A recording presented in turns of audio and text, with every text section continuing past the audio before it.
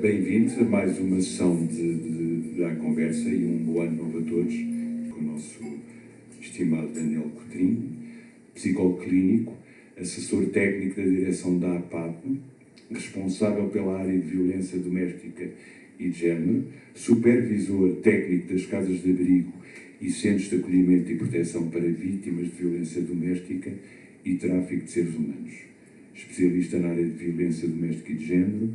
Exerce prática clínica em consultório privado, formador em diferentes entidades públicas e privadas, pauta a sua vida pessoal e profissional pela luta pelos direitos humanos de forma ativa e permanente. Bem-vindo, Daniel. Obrigado por estás aqui connosco. Eu peço sempre aos nossos convidados uma definição de imagem. E tu enviaste-me esta, uma imagem, memória, trauma e visão de futuro. Que definição é esta? Ora, antes de mais, muito obrigado pelo convite e cumprimentar e desejar um ano a todas as pessoas aqui presentes. Porque eu, enquanto psicólogo, eu trabalho com imagens. Eu trabalho com as imagens que as pessoas me dão. E para mim, pessoalmente, e acho que para todas as pessoas, uma imagem pode ser e reflete exatamente esses três aspectos. A imagem é e será a primeira coisa que cada um de nós se lembra quando nos perguntam o que é uma imagem para ti. É uma evocação do passado, é uma memória. É sempre algo que está cá atrás, no nosso passado, e que pode ter ou não bons ou lados menos bons. É fragmento de trauma também a imagem. O trauma é um conjunto, é formado por um conjunto de imagens. E quase todas elas, ou na maioria delas, imagens que tentamos evitar, para que não voltemos, ou não seja possível voltar a sentir o sofrimento interno, psicológico, que sentimos quando o trauma se originou. E este trauma é uma imagem, é uma evocação. É a ideia de que aquilo se pode repetir. Um dos sintomas do trauma é o flashback, é o revisitarmos as memórias. A tal primeira definição é revisitar as imagens. E o revisitar estas imagens põe-nos em sentido de vigilância e em sentido de evitamento. Ora, não posso fazer isto porque esta imagem me remete para a repetição do trauma, para a repetição da imagem traumática. E depois é a visão de futuro, porque eu acho que a imagem também é isto, também é sonho. No dicionário do Laplanche, não sei se hoje em dia ou não ainda se lê, mas era obrigatório quando não tirei o curso, e no segundo ano de psicanálise tínhamos que ter obrigatoriamente de ler o dicionário do vocabulário de psicanálise. O sonho estava definido como uma realização alucinatória do desejo. E a imagem também é isto, enquanto visão do futuro. E é a única vez que possivelmente nos é permitido, de forma saudável, podermos alucinar, que é sonhar, que é poder fantasiar, com a certeza clara que nada disto tem ligação direta à realidade. Por isso é que é tão bom sonhar. E é por isso que é tão bom que não se paga imposto por sonhar. Por sonhar. Vamos então começar com a tua primeira imagem, ou seja, eu peço sempre aos meus convidados para escolher uma imagem que de alguma maneira considerem como uma das primeiras imagens que lhes vem à cabeça. Eu vou pedir à Matilde para projetar agora essa imagem, que era uma imagem quando tu eras pequenina. Penso que tinhas à volta de 6, 7 anos, é tirada no jardim do Campo Grande. Tens um ar feliz, estás bem disposto. Fala-me um pouco deste período e porque é que esta imagem é tão marcante para ti, Daniel? A tua pergunta, eu disse quando me fizeste o convite, quando estivemos a conversar. Esta pergunta que se faz é uma pergunta que nós fazemos. Quem esteja em processo terapêutico ou psicoterapêutico já ouviu, qual é a imagem, do que é que se lembra. E quando tu me fizeste esta pergunta, isto foi quase... já me fizeram esta pergunta há muitos anos atrás, quando eu fiz o meu processo psicanalítico. no qual eu tive alta, portanto, estamos todos em segurança. Mas é uma evocação que vem sempre, que é deste miúdo, com 6, 7 anos, eu acho que relativamente feliz. Eu tinha, nesta altura, para aí o meu irmão teria, o meu irmão mais novo, ora, se eu tinha 6 menos 4, 2 amigos, eu lembro-me cá mais um par de fotografias. E havia este miúdo com este ar sorridente, que não era sempre assim. Eu vou evocar uma memória menos boa, mas que está organizada e que está resolvida ou arrumada, como a gente quiser. Eu, por esta altura, comecei a ter sintomas graves de asma. Asma psicossomática, naquele tempo não se sabia o que era, mas tudo era asma, bastava haver falta de ar e tudo era asma. Lá iam as pessoas todas tomar cortisona. Tinha um problema, a cortisona engordada. Portanto, este miúdo esbelto, aos 6 anos, com camisas largas, engordou e ficou um miúdo que tinha faltas de ar constantes, que não podia correr muito na escola. A escola é essa que eu também não gostava muito. Eu fugia da escola sempre que tinha oportunidade. E descobri muito rapidamente como é que fugia da escola, fugia dizendo à professora que ia à casa de banho e fugia para casa. Os meus 2 primeiros anos de escola foram de alguma forma violentos porque eu fui vítima de bullying, exatamente porque era gordo. A palavra que hoje não se pode dizer, até já nem se diz leite gordo, diz leite inteiro. Exato. Mas era um homem inteiro, era um garoto inteiro naquela altura. E levava tareia dos outros miúdos exatamente por causa disto, porque eu não conseguia fugir. Não fugia deles, portanto, e levava sovas constantes. Este miúdo continuava-se a rir sempre. Eu nunca contava aos meus pais o que é que se passava, até porque naquele tempo não se chamava-se outra coisa, que é coisas de miúdos. Os miúdos entendem-se, isto passa, não é? Exato. Mas isto era acossado ainda mais pela professora, não é? A professora sentava-me porque achava que eu era mau, não é? Porque eu fugia da escola. Punha-me à parte, portanto, tinha comportamentos desviantes do piorio. E ficava sentado numa secretária à parte na sala de aula com o maior bullyador da sala. Portanto, me espetava a caneta na mão o tempo todo e eu estava impávido e sereno a aguentar tudo aquilo. E a que propósito é que vem esta primeira imagem? Eu acho que esta primeira imagem modela ou é modeladora daquilo que foram as minhas decisões na minha própria vida. Eu não acredito em coincidências, depois nós vamos falar sobre isso. Eu hoje sou psicólogo clínico, mas eu antes de ser psicólogo clínico queria ter sido padre. Queria ser padre porque eu queria ajudar os outros. Eu queria praticar o bem. Não era a coisa de ir à igreja. Eu nem sequer a catequese tenho. Os meus pais nem sequer me forçaram, nem a mim nem ao meu irmão, a ter sequer a catequese, nem catequeses, nem comunhões, nem crismas e absolutamente nada disso. Eu os considero-me um agnóstico, portanto, pertenço à grupeta dos impostores, que quando dá jeito a gente acredita, quando não dá jeito a gente não vai. Portanto, é melhor assim do que ser ateu e depois ir lá bater armas. Não é? Portanto, assim, quando chegar a hora da conta final, é mais fácil de fazer o justo.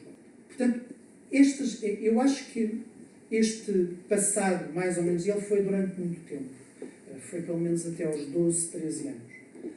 Foi complicado. Houve ali muitos momentos de isolamento, de muito medo de contactar com as pessoas, muita dificuldade em explicar naquela altura, e os meus pais eram pessoas relativamente compreensivas, apesar de não ser natural, sobretudo para o meu pai, um rapaz levar tareia e não se defender.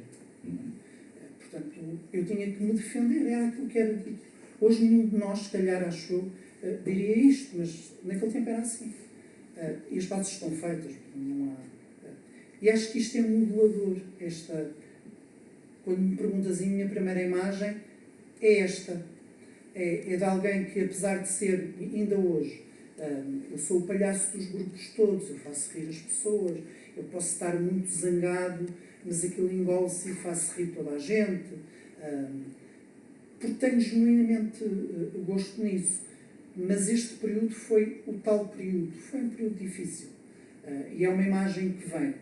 Não foi um período muito bonito, não tenho memórias muito felizes. se tivesse que pintar com cores estas memórias, era uma coisa assim, para o sépia. Portanto, mais ou menos, esta fotografia não é bem sépia, mas podia ser uma coisa meio acastanhada. Mas depois resolveu-se, depois a gente já fala sobre isso. Já vamos lá chegar. Entretanto, relativo à imagem de hoje que eu peço agora a Matilde para pôr, que é a estátua da Mastor, com um homem tão pequeno, esta a figura mitológica dos Lusíadas, no fundo que é o símbolo dos medos, dos perigos e do desconhecido que a frota de vasta gama enfrentou no caminho para a Índia. Porquê a escolha desta imagem tão simbólica e, se não me engano, é uma imagem que tu utilizas no teu trabalho clínico também, não é, Daniel? Primeiro porque eu acho que esta é a imagem de todos nós, não é? Eu acho que todos nós temos uma imagem de um adamastor qualquer dentro da gente. Eu acho que isto é uma imagem universal. Antes de nós conseguirmos dobrar o cabo das tormentas, antes do cabo das tormentas se transformar em cabo de boa esperança, nós temos estes adamastores. Eles vão aparecendo nas nossas almas de vez em quando. E acho que nós somos aquele ser humano ali muito aflito, que já não sabe se está a correr, se está a dar a volta. Eu tinha o meu adamastor, como todas as pessoas, não é? Portanto, e foi preciso perceber como é que se resolve o adamastor. O adamastor é aceitar isto, é aceitar que está lá. É? Hoje em dia diz-se muito, aceita que dói menos. É verdade, é isto. Eu uso muito esta imagem na psicoterapia, sobretudo nas situações da ansiedade. É isto que as pessoas sentem. Se houver aqui pessoas ansiosas, vão reconhecer a imagem. É um monstro, é uma coisa que surge sem a gente estar à espera. Mas que nós sabemos também quando é que vai acontecer, exatamente como os navegadores sabiam, não é? A gente chega ali, já sabe que vem o Damastor, que eram os ventos e as marés e tudo, e vai dar a volta aos barcos, e lá vai a gente voltar e fazer tudo outra vez. Isto é a nossa luta contra as nossas ansiedades, contra a ansiedade. E qual foi a volta? Eu uso isto quase como um mantra. O Camões tem isto muito bem descrito. Como é que os navegadores deram a volta ao Adamastor? Como é que eles saíram dali? Foi quando eles perceberam que tens que o aceitar, ele está lá. Não vale a pena a gente fazer e usar esquemas só de dar a volta. Porque ele vai lá estar à mesma. Portanto, ele não está. Não o apanhas agora, mas vais apanhá-lo a seguir. Então é aceitá-lo. E a dizer, eu sei que tu estás aí. E compreendê-lo. E compreendê-lo, os navegadores perceberam que foi. Começaram a perceber de onde é que vinha o vento, de onde é que vinha a chuva, como é que era a forma das ondas. E em vez de as contrariarem, foram à boleia delas. Isto é o que resolve darmos a volta aos nossos adamastores. Eu, pelo menos, sou um bocado palermo, acredito nisso. Ou seja, mais do que tentarmos muitas vezes, eu acho que isso é o maior cansaço das nossas vidas, que é tentarmos virar-nos do avesso, a desconstruir tudo, a complicarmos. Eu acho que a resposta está no óbvio. E o óbvio muitas vezes é compreendo como é que é e segue. É dizer assim, tem a ver porque a imagem está ali, dizer assim por cima do braço ou do ombro, eu sei que estás aí, eu não te vou contrariar, mas eu já estou prevenido. E é tomar estas medidas. Eu, a alguns pacientes, inclusivamente, dou a fotocópia pequenina do poema do Camões, para porem na carteira e servir de mantra.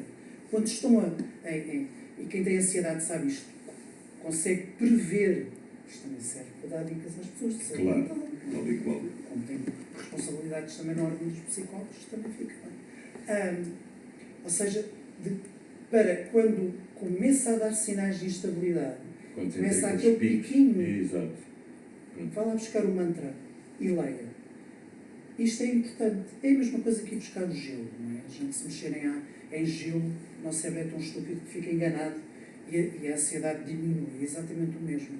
Portanto, tem a ver com isto. Tem a ver basicamente com isto, com esta imagem. Muito bem.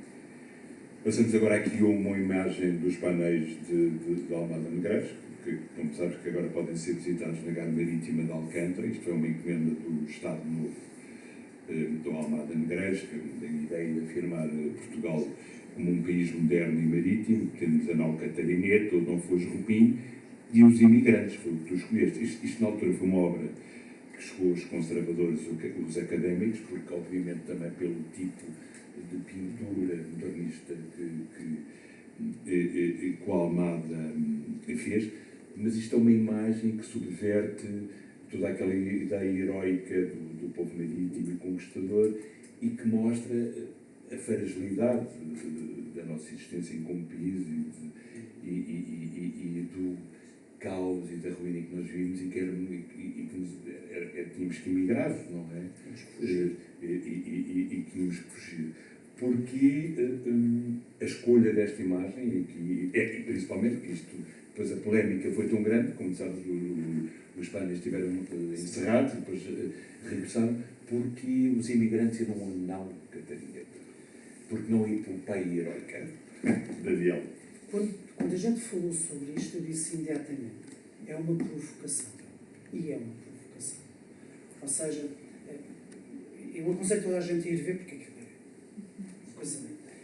O facto de, esquecendo porque é que foi encomendado, o Almada tinha um espírito de liberdade dentro dele, portanto, tudo tem um segundo, um terceiro, um quarto sentido em tudo o que ele fez. Não é? Portanto, fez para o Estado Novo, mas não é por aí. O facto de nos sentirmos primeiro muito pequeninos a olhar para estas coisas.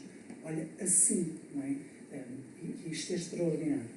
E depois porque isto é o contrário de toda a outra, da tal epopeia, da nossa história de Portugal, grandiosa, nada contra, é a nossa história.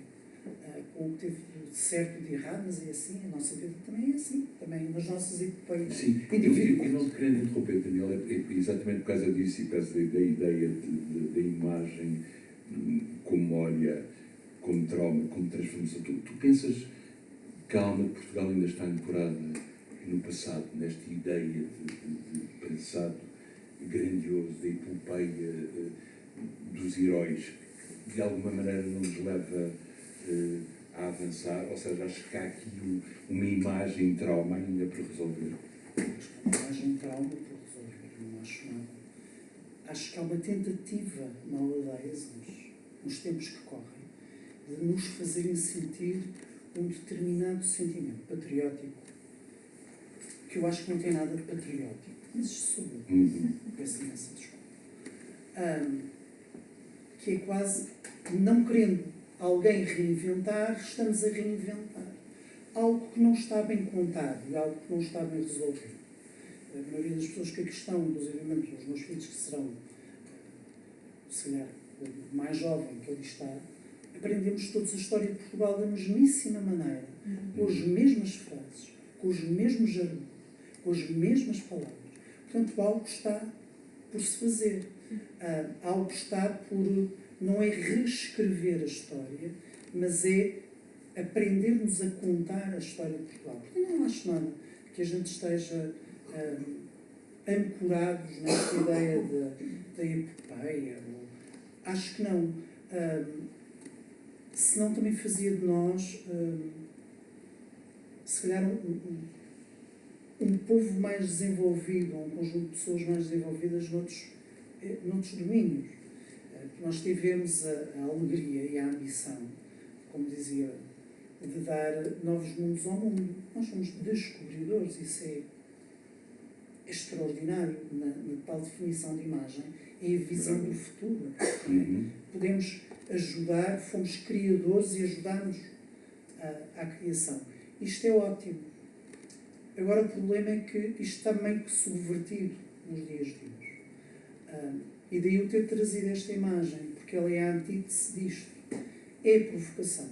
Num tempo em que discutimos tanto os imigrantes, mas isto somos nós. Somos nós no princípio do século XX, somos nós em meados do século XVIII, somos nós em meados dos anos 70, dos anos 60, somos nós em 2025. Somos exatamente isto.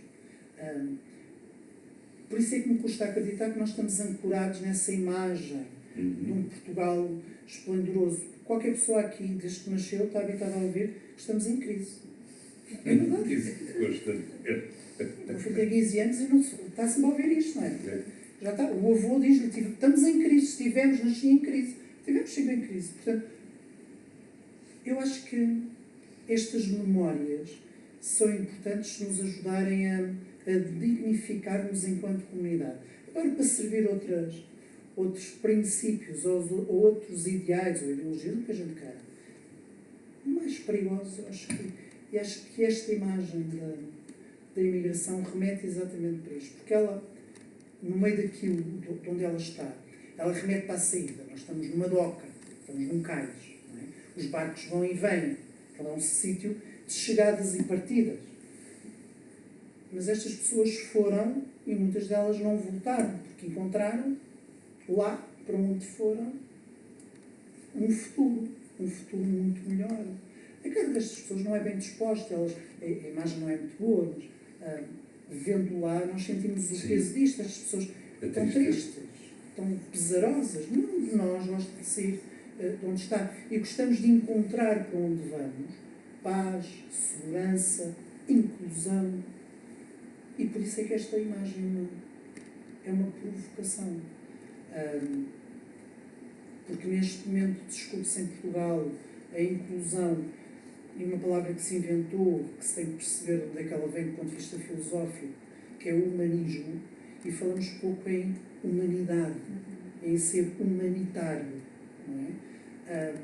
Portanto, acho que é isto, não é? Sem a gente estar aqui ou eu estar aqui com grandes elaborações. Muito bem.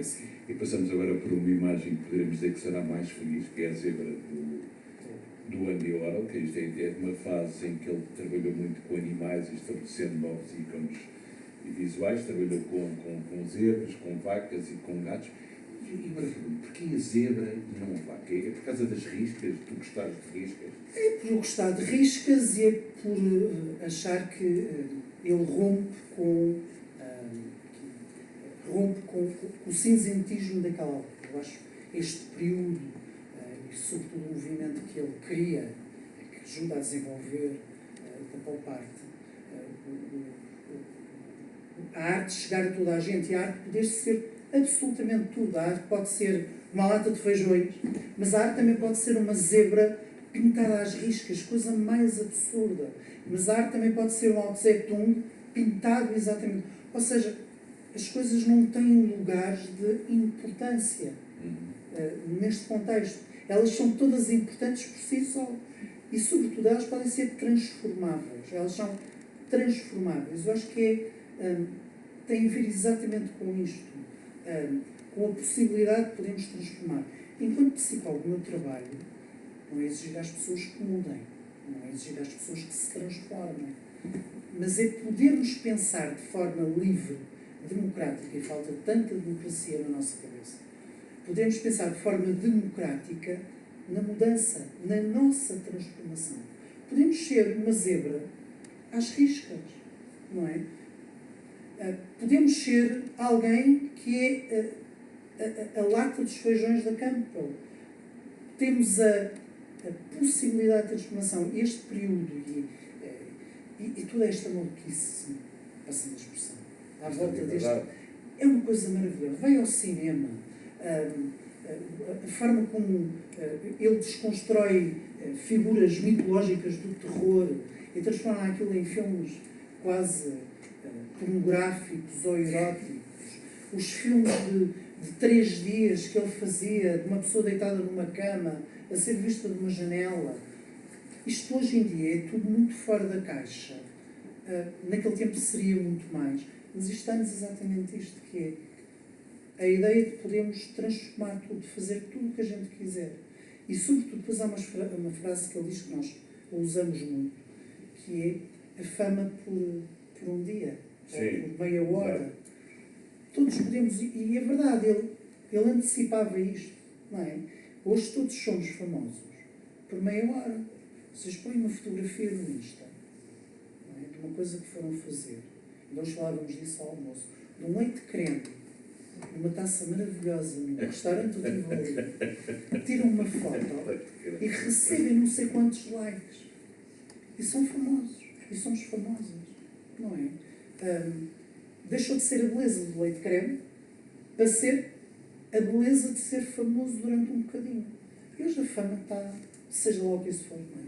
Está um bocadinho a amontecinhar toda a gente, e ainda bem, porque assim a fama é uma coisa um bocado. O problema é o que a gente faz depois com a fama e quais são os efeitos da fama nas pessoas. Não é? Porque nós não estamos preparados para a fama e depois despencamos e passamos a ser uma zebra vibrante. Exatamente, sem cor. E passamos agora para um dos quadros mais importantes da história da pintura, um quadro absolutamente fabuloso, que é As Meninas do Velázquez, não só pelo que ele rompe em termos de tradição pictórica, dos planos, tudo o que envolve, a infanta, o próprio Velázquez ali, os reis lá atrás no espelho, no câmara.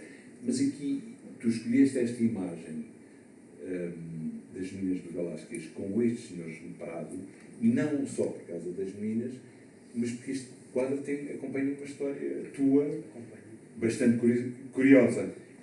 Há sempre uma história especial. Pensar, falarmos de imagens que tivessem ressonância em mim, eu lembrei-me desta. Porque eu acho que isto foi esta imagem não é minha, isto foi tirado da net, mas que mostrava perfeitamente, se só pusesse. Curiosamente eu vi, ou melhor, eu não vi, mas estava nesta posição e o quadro estava ali, eu já vos conto. Há 30 ou 35 anos atrás, no sítio, há 30, no local onde eu trabalho, na ABAV, estávamos a pensar nas primeiras casas de abrigo, e havia quase nenhuma em Portugal. E foi decidido, eu já na altura tinha esta responsabilidade, de ir a Espanha, de ir a Madrid, fez os contactos com algumas pessoas que lá estavam de outras organizações, passar o dias em Madrid, visitar, para perceber qual é que era o estado da arte em Espanha. E assim foi. Apanhei o famoso comboio da sexta-feira à noite, que demora 10 horas. Como trabalho numa organização sem fins lucrativos, aquilo não havia muito dinheiro para estar a comprar os livros, não é? Portanto, ter carruagem em cama. Fui sentado naquele banquinho de segunda ou terceira, duro, e pensei, não, isto eu vou dormir quase certeza. Não, nada, como parecia uma chocolateira autêntica. Cheguei a Madrid, às 8h45, o que é que foi, mas com esta fisgada, que é sábado e domingo, vamos aproveitar para ver museus. Eu ia sozinho, vou aproveitar para ver museus, tenho 1 ou 2 encontros com 2 pessoas para preparar a semana, mas dá perfeitamente para ir.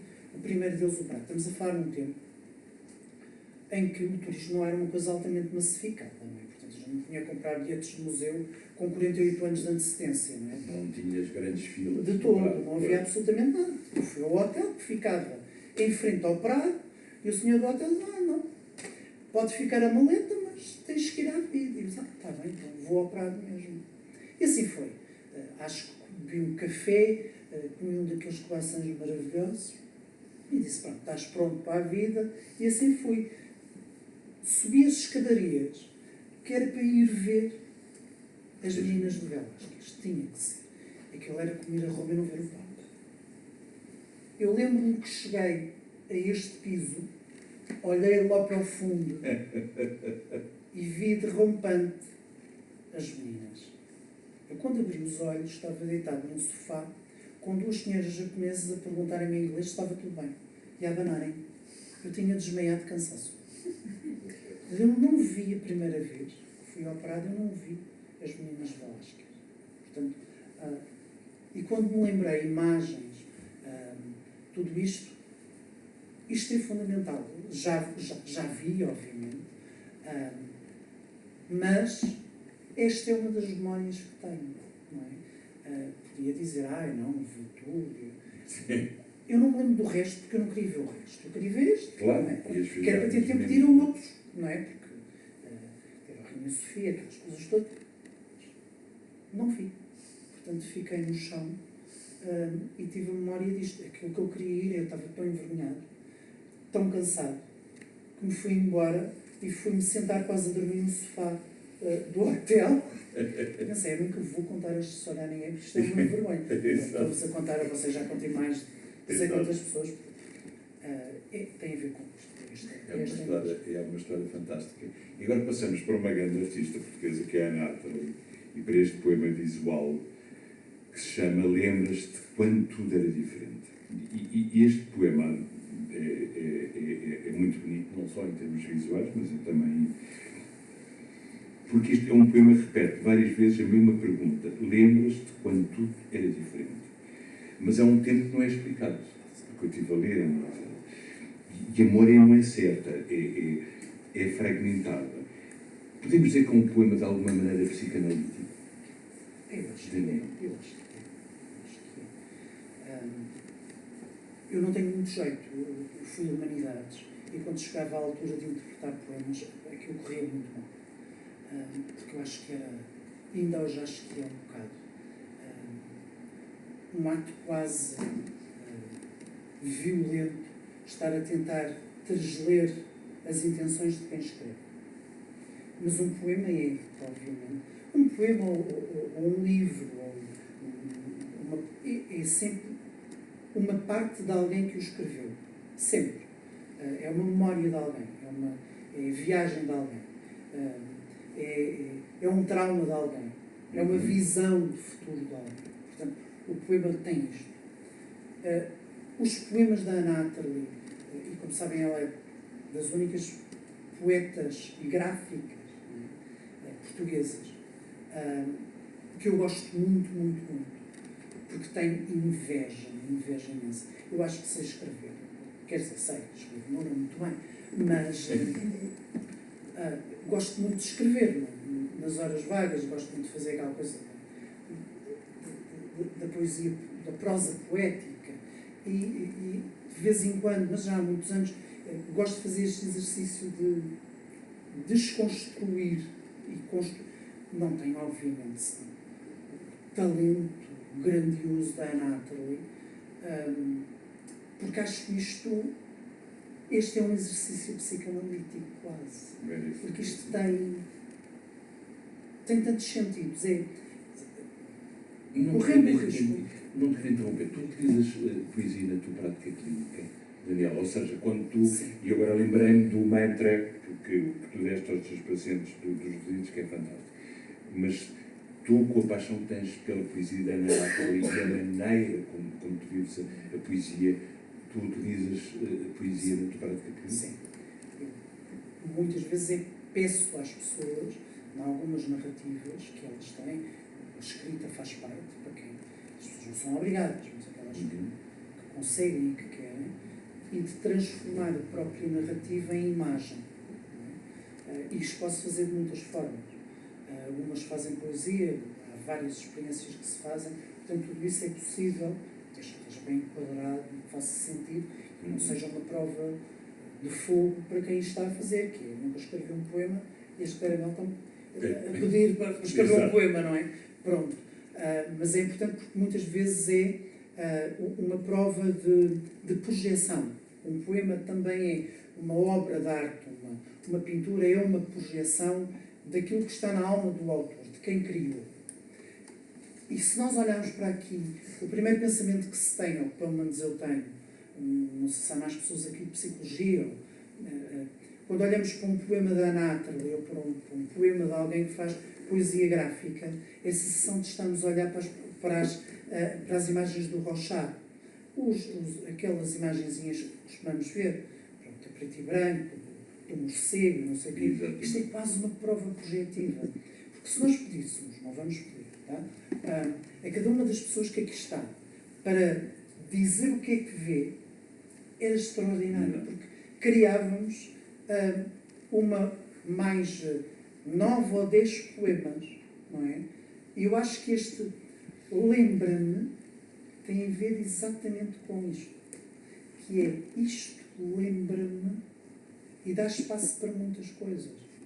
Dá para lembrar muitas coisas. Pode ser uma flor, pode ser um copo, pode ser o que nós entendemos que seja, não é? Portanto, pode ser visto, e a poesia gráfica dá esta liberdade. E a própria Ana Atterley defendia isto. Ela pode ser lida de pernas para o ar. Portanto, e acho que isto é extraordinário. Acho que é assim. Mas isto vem de um sítio bom, da inveja. A inveja é uma coisa boa.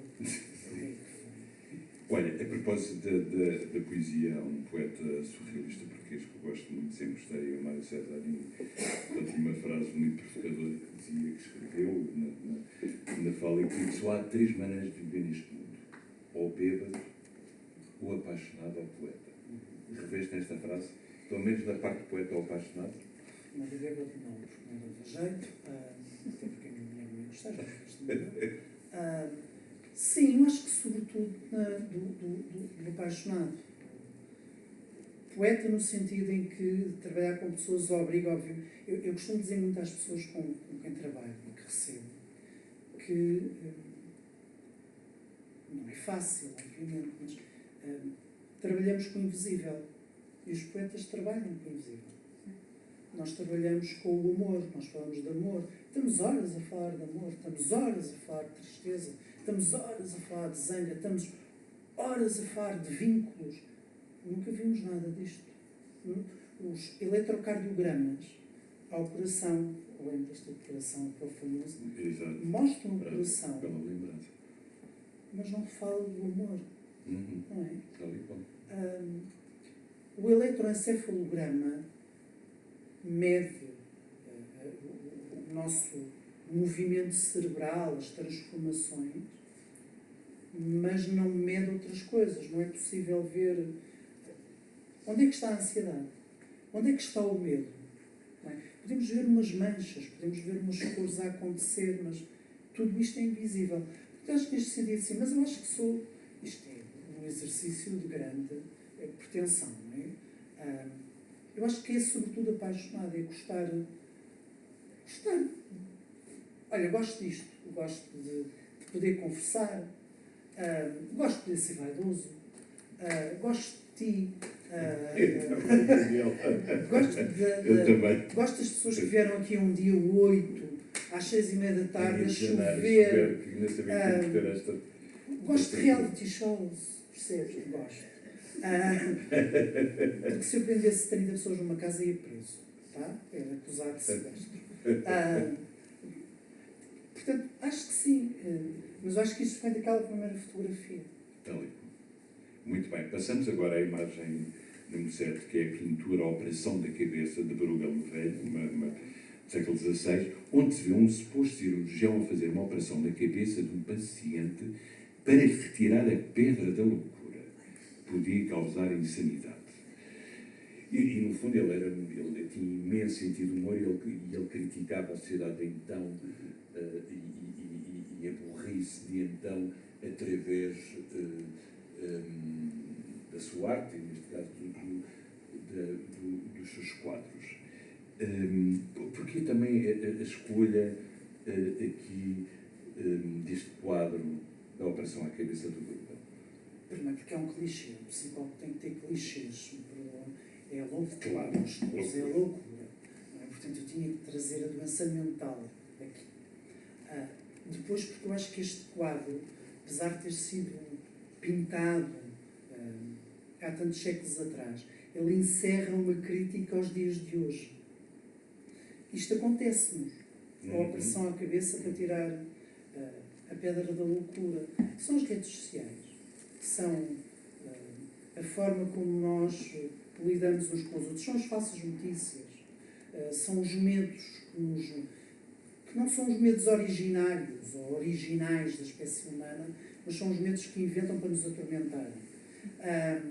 São o obrigarem-nos a pensarmos ou estarmos de uma determinada maneira. Não interessa se certa ou se errada, mas esta obrigação, esta ideia deste dever que deixou de ser imperativo moral, como dizia o Hegel, para ser um outro tipo de imperativo, que é só podes ser se fores assim. É diferente. E eu acho que isto e depois acho que é divertidíssimo, todo este quadro, não é? Porque as pessoas têm todas um ar de alucinadas, às vezes é outra palavra. Todos. Mas estão ansiosos para que lhes tirem a pedra da loucura. Ao mesmo tempo quase se fosse hoje, ele podia-se chamar brainwash, que é a lavagem cerebral, não é? Porque também é isto a que nós estamos, de alguma forma, sujeitos e sujeitas. com o cruzamento de não sei quantas coisas que se dizem e que chegamos ao final do dia completamente destenuados e destenuadas, pensar assim, o que é verdade? Eu sinto-me maluco, sinto-me a endoidecer, eu cada vez ouço isto mais a colegas meus, eu também digo isto muitas vezes, que parece que estamos a ensandecer aos poucos. E depois acho que ele foi um gênio, porque ele previu a lobotomia séculos antes, não é? Portanto, séculos antes, exatamente. E acho que esta imagem ou esta pintura é exatamente, eu acho que é uma visão de futuro, uma visão dos dias de hoje. E acho que é uma visão do futuro. É tal e qual assim. Não é? Tu sentes que a humanidade está a regredir, ou seja, olhando para este quadro, ou a nossa sociedade funciona sempre com avanços e recuos, mas nesta insanidade que está a tomar conta de todos nós? Tenho um bocado de medo da palavra regredir. Gosto mais da palavra retrocesso. Retrocesso. Eu acho que a sociedade, o mundo atual está em retrocesso. É diferente. Retrocesso, porque me parece que há direitos que nós tínhamos como adquiridos e como absolutos e que estamos a perceber que não são nem adquiridos nem absolutos. Portanto, há um retrocesso. Há um retrocesso na forma como estamos de repente a olhar para aquilo que a gente achava que era definitivo, que não se mexia mais. Se me permitem, os direitos humanos, os direitos das mulheres, os direitos de outras pessoas, não é? É como o retrocesso tem em relação ao ser-se diferente. Isto é um retrocesso. Eu não acho. Acho que a história, não a sociedade, mas a história é um ciclo, não é?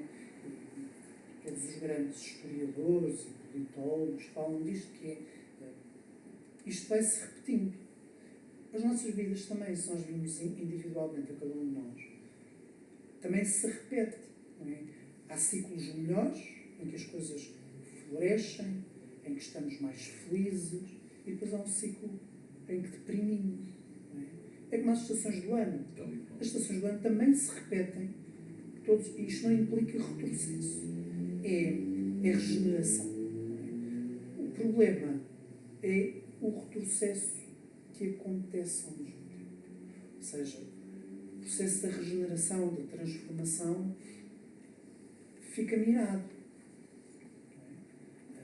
Nós vemos isso nas pessoas mais novas e nas pessoas mais velhas também. Porque hoje em dia eu acho que esta dicotomia de pessoas mais novas e mais velhas vai acabar por desaparecer. Um dia somos todos mais velhos. Isto começa-nos a tomar a todos. Nós começamos a ter dúvidas sobre as coisas. Nós, de repente, aplaudimos coisas que para nós seriam estranhas há 10 anos. E, de repente, estamos a aplaudi-las. E, de repente, caímos em nós outra vez dizer, uau, não podes, não faz sentido, não é lógico. Este é o medo do retrocesso. O retrocesso é nós, neste momento, termos verdades ou falsas verdades que são propaladas por falsos cientistas, mas que são cientistas, que são pessoas da área da psicologia, da área da física, da área da engenharia, da medicina, mas que, como são da ciência, e como cada vez mais vivemos na imediatez, no imediato, neste buraco na cabeça, as pessoas nem precisam de pré-operatório absolutamente algum, não é? Ele chega lá, tira muito, e pronto. O ex-ministro tinha que fazer uma preparação imensa. Ali não, e este é o período que é muito pior, porque como não estamos a discernir, porque vem tudo tão rápido, e nós queremos consumir rápido, e temos que estar todos na crista da onda de saber qual é a última tendência, qual é a última coisa que se diz, acabamos por estar todos a engolir, muitas vezes, discursos que não são verdadeiros.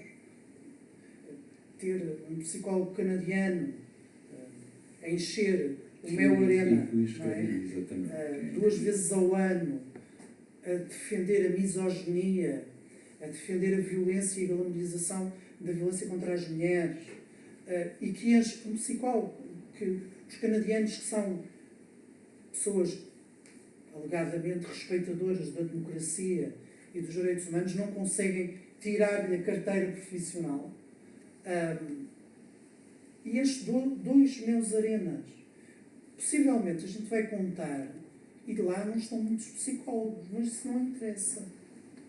O que interessa é que há pessoas de todas as idades a receber aquela informação. Ou o Charlie Kirk das nossas redes sociais, que de repente nós ouvimos aquele discurso, qualquer um de nós que está aqui, até eu, e de repente temos dúvidas. Se calhar, mas depois vem do outro lado, olha que não é bem assim. Atenção, estás a... Mas aquilo faz sentido, porque é imediato, porque é rápido, foi mastigado.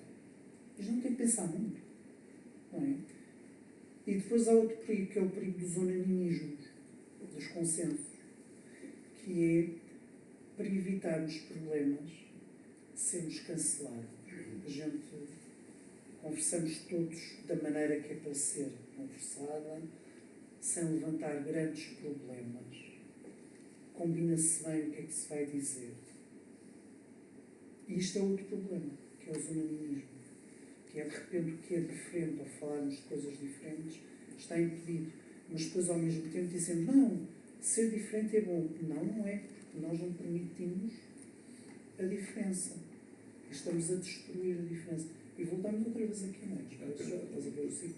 Voltamos aqui, que é o buraquinho de cabeça. Que ficamos todos a ver da mesma maneira, pensar da mesma maneira, e isto é perigoso. Isto é o processo. Muito bem. Passamos agora a Matilde. Vou passar à Matilde. Agora vamos entrar no cinema, uma das tuas grandes paixões, e temos aqui esta imagem incrível, que é de um filme, o seu título é Feios, Fortes e Maus, da Ettore Scola, que é a história de uma família que vive nas barracas, em Roma, e o pai da família, que está aqui, que ele está, exatamente, que ele recebe o dinheiro de minimização, por ter ficado ferido no olho, mas esconde o dinheiro porque tem a família toda atrás a tentar rapinar o neto. No fundo, isto aqui é miséria moral, existencial, tudo. Porque a escolha deste filme, porque a história da família, desta família, Daniel? Isto também tem uma coisa, que é, este foi um dos filmes, estive a fazer formação em terapia familiar, foi um dos filmes que, ou uma das famílias que fiz terapia, foi esta. Esta é a nossa família, é a família de toda a gente está aqui. Se nós vimos bem, não é? Se nós quisermos ser terapêuticos, nós identificamos elementos das nossas famílias ali. Eu vejo uns quantos da minha.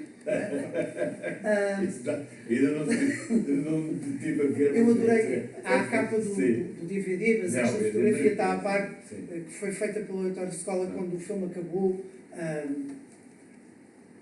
Isto somos nós todos. As famílias são feias, porcas e más.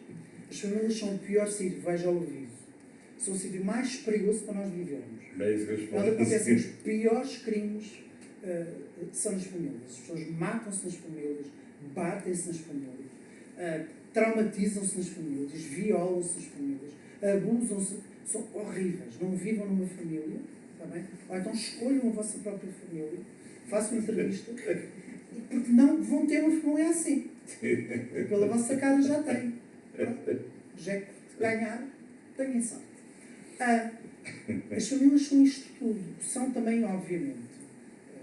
E esta família tem isto. Que eu já tive a oportunidade de ver o filme. Eles vivem naquele microespaço, tudo amontoado. A gente sente o cheiro, não é? A gente sente o som. Aquilo tem tudo. Tem violência doméstica, tem violações, tem um irmão a enganar o outro irmão, tem como é que alguém se mascara para ir pedir a esmola. Mas aquilo é a natureza humana, aquilo somos nós todos. Aquilo foi um exercício social do Ettore Scola maravilhoso, que eu acho que continua a ser atual nos dias de hoje, vai continuar a ser atual, acho eu, daqui a 50 anos, se não nos fizerem um buraquinho na cabeça. Mas são as famílias, mas era também um espaço de cuidado. Para quem se lembra do filme, estou a tentar vê-la, a miúda que ela está ali, ela é cuidadora daquela gente toda. Ela leva os miúdos todos daquela comunidade para a escola, que não é uma escola, é uma cerca das galinhas, não é? Os miúdos ficam lá fechados o dia todo. Há um deles que está o tempo todo a bater numa cabeça, pendurada numa... Aquilo é violento. A saída daqueles rapazes todos, a forma como que nós achamos que gozam com aquelas pessoas quando estão a sair. Não, eles não estão a gozar. Faz parte do relacionamento daquelas pessoas naquela comunidade. A forma como se lida. Também há amor nesta família. Ela também é cuidado. Ela também tem partes boas. Mas depois é feia, porca e má. Mas nós também somos. Nós, na nossa intimidade, somos feios, porcos e maus. Com o peso que isto tem. Com o peso que isto tem. Não é? Eu acho que isso é que é extraordinário. Nos dias de hoje é complicado a gente dizer em público, nós somos feios, porcos e maus. Quando a malta vai ao Instagram, não é?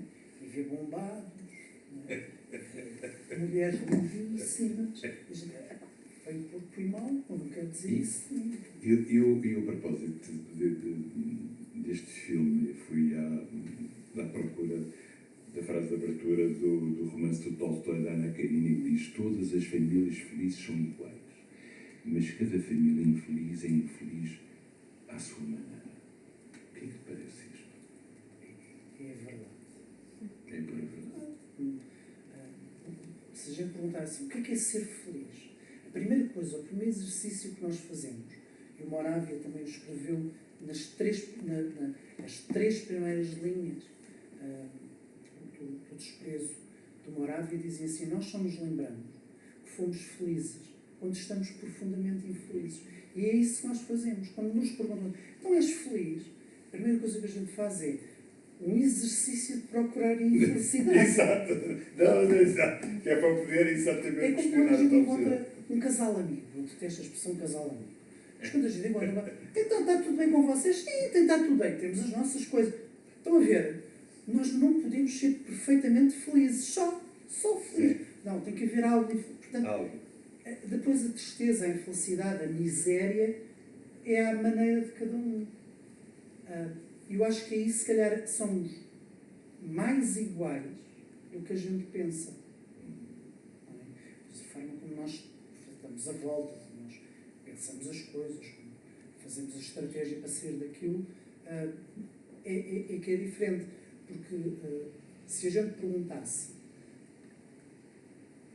a definição de tristeza ou de infelicidade, seria quase igual aqui para toda a gente. A definição de felicidade não. Porquê? Porque tu vais alimentar à parte a menos boa, à tristeza. Não é? Portanto, é isto que a gente vai recoletar lá atrás. Portanto, acho que tem a ver com isso, não é? Mas, atenção, estar em família é bom. Eu gosto.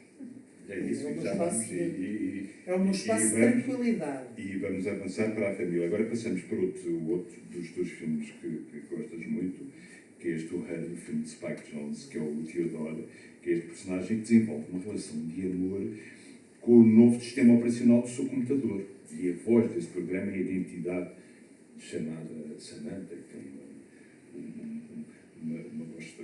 Este filme é de uma solidão extrema, podemos falar, e hoje em dia temos até um exemplo, que agora saiu em todo lado, de uma senhora japonesa, que eu descrevi mesmo, que se casou com uma ferramenta de inteligência artificial, sim, uma operadora de telemarketing de 32 anos, que se casou com o Klaus, criado no ChatGPT, e o noivo, ou seja, esta entidade, casou-se, apareceu projetada num ecrã de um Android.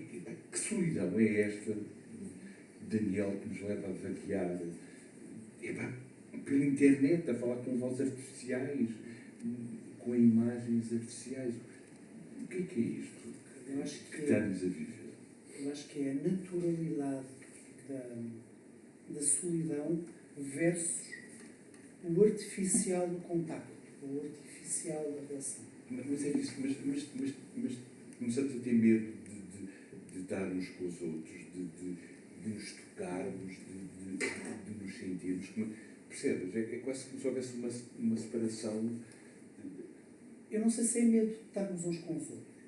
Se nós tivéssemos medo de estar uns com os outros, não estávamos aqui. Não vivíamos em grupo. Eu acho que algumas pessoas começam, que se calhar começamos a ter, não é medo, é sentir-nos frustrados e frustradas porque não somos capazes, ou achamos que não somos capazes, de desenvolver relações positivas e de vínculo com alguém que é de carne e osso. Eu acho que as pessoas se desvalorizam. Estamos numa fase em que a desvalorização individual é muito grande. E eu acho que não há metas. Nós estamos na altura, vivemos na geração, há 10 anos para cá, a palavra metas, que é uma palavra, entrou no nosso cotidiano. Há programas de metas. Eu esses reality shows não gosto. Porque tudo aquilo é forçado, é artificial, não há metas, não é? A gente não faz metas com ninguém. E esta ideia passa. Este filme, quando foi feito, estávamos longe ainda dos apogeus dos Tinders, dos Bumbles, dos Grinders, ou dos Grinders, whatever. Estávamos muito longe disto e quando o Spike Jonze pensou neste filme, ele foi rotulado como ficção científica. Eu duvido que hoje fosse rotulado como ficção científica. Era para aí drama romance, uma coisa qualquer. Este filme é enlouquecedor, porque é desconfortável para quem vê. É um filme que não se... Eu não gostei deste filme a primeira vez. Porque é desconfortável. Porque é maluco. Como é que alguém está apaixonado pelo diabo de uma voz que sai de dentro de um computador de 2025? Nós temos pessoas a casarem com pessoas. Estão a ver? Exato, com o quê? Os ingleses têm um bom que é o it, não é? He, she, it. Portanto, com aquilo que é uma criação à nossa imagem, à nossa medida. Essa senhora japonesa casa com alguém que disse ao ChatGPT como é que queria que fosse. Estão a ver? Isto vem da nossa dificuldade de acharmos que não fazemos matches com ninguém, que tu não correspondes, ou que eu não vou corresponder. Isto por um lado. E depois este filme aborda a questão do se estar só. De uma forma, quem não viu, um filme que se calhar precisa de 1, 2, 3 vezes para se ver, porque é desconfortável nisto. Porque é uma ideia maluca, mas não é uma ideia maluca. É tão maluca como há 15 anos atrás, para um psicólogo achar que fazer consultas à distância, eu dizia assim, veio o Covid e eu faço consultas à distância. Eu tenho pessoas que só conheço daqui para cima, que nunca vou conhecer inteiras, mas conheço-as inteiras do ponto de vista simbólico. Tá bem, pronto. Mas nunca nos vamos apaixonar por pessoas virtuais. Como assim? É possível ter apoio psicoterapêutico no ChatGPT. A gente chega lá e diz assim, estou triste, e ele responde, vai buscar informação, sabe-se lá onde. Atenção, não façam, tá? Porque falta empatia ao ChatGPT. Mas um conjunto de informação sai muito mais barato, não é? Do que pagar uma consulta de terapia. Claro que sai. É um concorrente, não é? Pronto. Eu tenho pacientes que fazem consulta comigo com o ChatGPT. Eu disse, não, já é fazer o quê? É para o ChatGPT confirmar que aquilo que o Daniel me disse era verdade. E veio. Eu disse, viu, temos as mesmas fontes. E o ChatGPT funcionamos da mesma maneira. Mas eu acho que vem daqui, que é esta necessidade, ou este medo que nós temos de não ser capazes de fazer match. Eu tenho muitas pessoas ainda, jovens, pessoas com menos de 30 anos, realizadas na vida, pessoas da área dos ITs, das finanças, portanto não estamos a falar, que vêm fazer com que estão desesperadas. Qual é o meu problema? Porque nem no Tinder, nem no Bumble, nem no Grindr eu arranjo alguém. Os métodos que eu faço, aquilo anda ali, mas as pessoas ou não querem nada sério, ou dão gosto, desaparecem e não me dizem nada. Qual é o meu problema? E é curioso que isto é antecipatório disso. Não é? Que é Então, se calhar, e as pessoas dizem, se calhar o melhor é ir ao chat GPT e crio um namorado ou uma namorada. O chat não vai dar trabalho nenhum. Vai corresponder àquilo que a gente quer. Os meus sonhos estão lá todos. Isto é um bocado como os casais, como uma outra ideia, que é a ideia do os opostos atraem-se ou devemos atrair pessoas como nós? Não atraem pessoas como nós. Porque é o que acontece aqui. As pessoas atraem pessoas iguais a elas. E estas relações não vão muito longe, porque trabalham em espelho. E não crescem, não desenvolvem. Não é?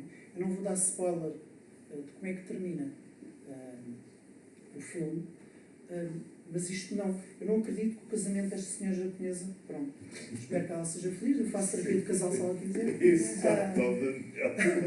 Mas não acho que vai dar certo, porque ele é igual a ela, não é? Claro. Os opostos é que se atraem, é que há aventura, é que há risco. Eu acho que é este risco que as pessoas têm medo hoje, que é aventurar numa coisa, numa pessoa que não é como eu. Não há espontaneidade.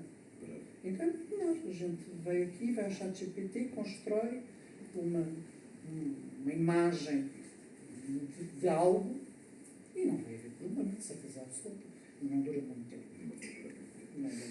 Passamos agora ao outro dos teus filmes, que é o Magnolia, de Paul Thomas Anderson, em que as vidas de novos personagens estão interligadas e cruzam-se por coincidências do destino, ou não.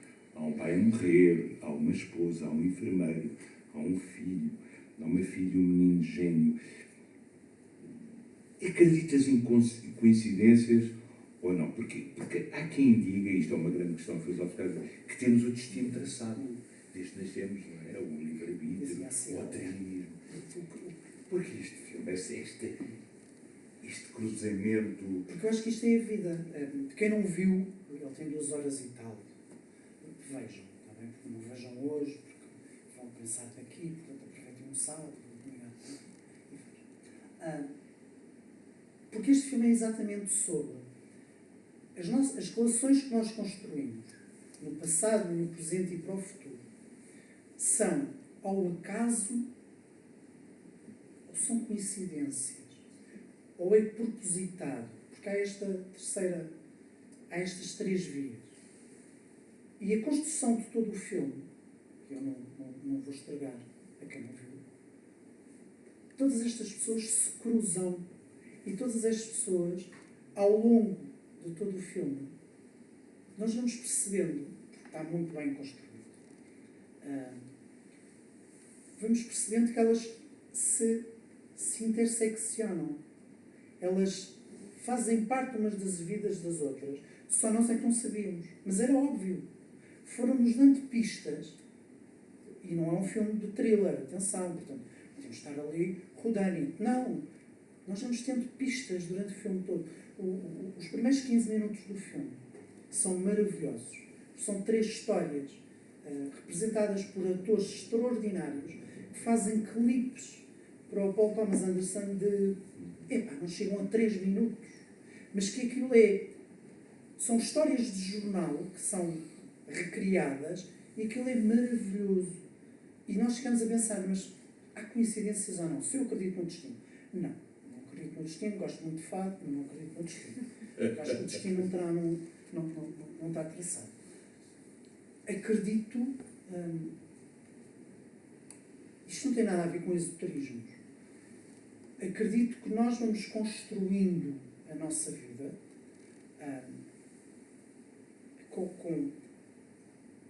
e as nossas experiências, e elas vão-se colando às experiências de outras pessoas.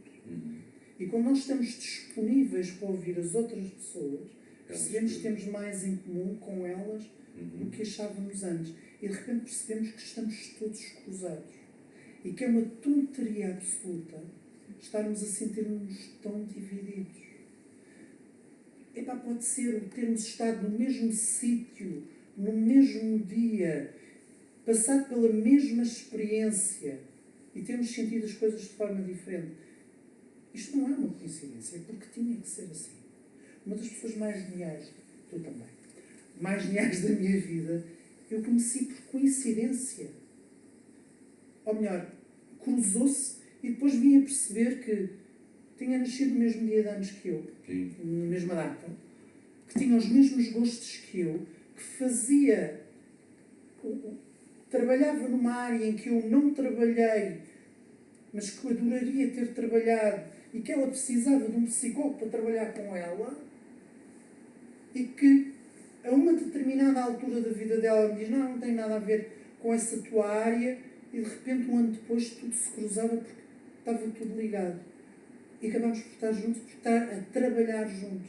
É extraordinário. Não há coincidências. E isto acontece muitas vezes até do ponto de vista terapêutico, que é quando as pessoas têm o chamado momento eureka terapêutico. Agora, isto, não criámos, sempre lá teve. Agora é que se viu, agora é que veio a imagem. E não é coincidência ter sido naquele momento. Os atos falhos não são coincidências, são lapsos. Nós temos. Que acontece. Não tentem interpretar tudo. Também é uma grande chatice, eu também não o faço. Porque mas hoje em dia vivemos neste período terrível de querer interpretar tudo. Que é, recebemos uma mensagem pelo WhatsApp de alguém com quem nos zangamos. Já fizeram. E estamos. A mensagem diz assim: espero que tenhas tido um dia bom. Ponto. Espero que tenhas tido. Estás a gozar comigo. Estás à espera que eu tenha tido um dia mau. Estão a ver? Quando na base é só tiveste um dia bom. A pessoa quando escreveu ali. Se queremos saber o que é que pensou, a gente vai lá perguntar. Tá? É como os psicólogos e os desenhos. O menino fez isto, quer dizer, não sei o que é que perguntaste ao menino. Não. Então, é um bocadinho como as relações entre as pessoas. A gente tem que perguntar, tem que tentar perceber. Eu acho que é isto que... Eu gosto deste filme. Exatamente por isto. Porque as pessoas são todas... As personagens são todas tão diferentes. O filme que ele ganhou agora, o Critics' Choice Award, Uma Batalha Atrás da Outra, que é dele, também mete isto pelo meio. Mas não é... E voltam a não ser coincidências no fim. Não sei se já viram. Aquilo cola tudo. E nós dizemos assim: caramba, como é que eu não vi? Como é que... Isto é a vida. Pronto. Vai acontecer. Muito bem. Continuamos ainda no cinema, e agora com um filme português do João Canis, Sangue no Meu Sangue, que é a história da vida de uma família num bairro social de Lisboa. E, no fundo, há uma trama, mas, no fundo, aqui é o amor incondicional de uma mãe pelos seus filhos. Porque este filme, e já lá vamos, e depois aqui uma série de questões que eu tenho para te colocar, não é? na escolha dos temas cinéfilos, mas porque este filme, o sangue no sangue, João, este amor incondicional da mãe pelos seus filhos. Já perceberam que há um tema comum. As relações entre as pessoas e depois as relações familiares, ou as relações de intimidade. Também é esse o meu trabalho há 20 e tal anos. É trabalhar com relações de intimidade e, sobretudo, com aquilo que elas têm de pior, de menos bonito, que é amar, ou achar que amamos incondicionalmente alguém que nos faz muito mal. Portanto, este é um tema da minha vida profissional há muitos anos. E depois, porque o tema das famílias, e daí formação em terapia familiar, terapia do casal, um dia também vou fazer terapia sexual, se tudo correr bem. É ter tempo. Porque tem a ver com as dinâmicas da intimidade entre as pessoas. Eu acho que... Eu gosto muito de fazer psicoterapia individual, claro, mas gosto muito de ter grupos, de ter mães, pais, cães, toda a gente ali. Não é fazer uma lavandaria, porque nas psicoterapias não se fazem lavandarias, de lavar roupa suja, isso as pessoas fazem muito chique. Esta ideia do sangue do meu sangue é uma expressão muito portuguesa. O sangue do meu sangue é alguém que está intrinsecamente ligado a mim pela questão do sangue, mas deste sangue é simbólico. E esta mãe, a Rita Blanco, faz exatamente esta mãe. Ela faz de tudo para proteger as filhas e o filho. Ela faz de tudo para que aquela família, aquilo vai do sacrifício à redenção. Não é? O filme termina da pior maneira possível para uma das filhas. Mas este é o caminho das famílias.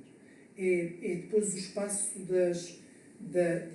dos segredos, mas é o espaço dos segredos que tem um custo, em que as famílias também não são espaços apenas benevolentes, como a gente tinha visto ao falar há bocadinho. Nas famílias também há uma espécie de um contrato implícito, que é: eu dou-te, mas tu tens que me dar.